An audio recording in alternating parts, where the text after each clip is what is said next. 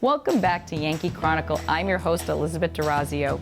For 3 weeks, we have had the privilege of visiting with Rick Stockwell and learning about bonsai. Let's join him now with a look at his interesting endeavor.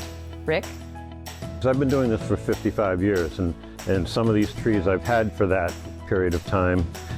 When I first get a tree and I train it, I put it in the ground for a while to develop the trunk, to fatten the trunk, and it may be a seedling tree like this Japanese maple, and in 5 years this can be a pretty decent bonsai.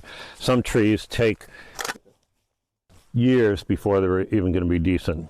So that's a tree that's grown on a rock, and there's soil around the pot to cover the rock, and then I'll slowly take that off and expose the rock more and more every year, so the roots will grow over the rock and you'll get some nice movement. But basically everything here is in the ground for a while, and I take a shovel and I root prune them every year to keep the roots small. When they go in a pot, like these are some root over rock examples where they're trained, the roots are trained to go over the rock, and the top is beginning to be pruned and shaped. This was a root over rock that died, so I plant another tree on it to make it look like deadwood in the Sierra Nevadas and so on. So some are root over rock, some are planted in a container like this, more sculptural. This is styrofoam, and I made this last winter, and it's hollow, so it's filled with soil, and then I plant all these little junipers in there, and 5 years from now this will be decent. It'll look like those mountains in Japan where you've got the trees growing on just about nothing. This is a root over rock here, and so the rock adds interest, and these are companion plants that go along with the trees and the character of the trees. Companion plants just add interest.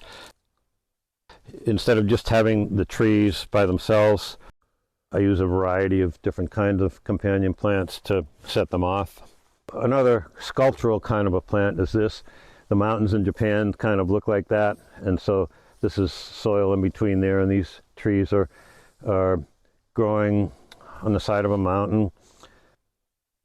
This is an example of how I grow a tree to get this fat trunk and this taper. This tree is probably a few years away from being finished, but you can see on the back side of this how I grew this about 20 feet tall, chopped it, grew it more, chopped it, chop, and so that's how I get this taper on this bald cypress, which grows in the swamps in Florida, so I keep it in water. Of all these trees that I have, I wouldn't say I have any that are done yet. I have a few that are close. I need to live for another 20 years. I'm 80, almost 80, so I'm being optimistic about my longevity.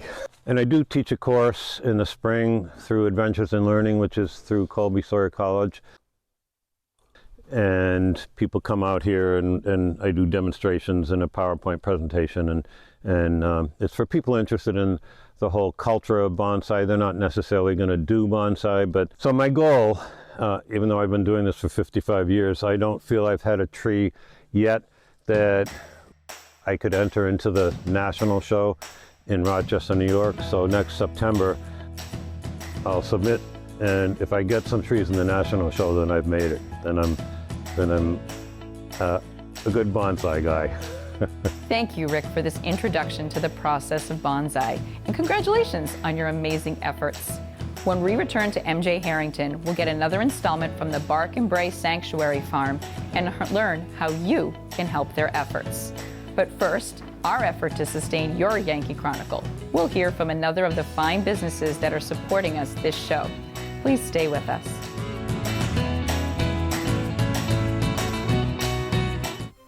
This program is supported by Echo Communications, a digitally integrated commercial printer and mailer located in New London, New Hampshire since 1997, with roots going back much further as the country press, AccuMail, and the home of the Kearsarge shopper. Echo Communications.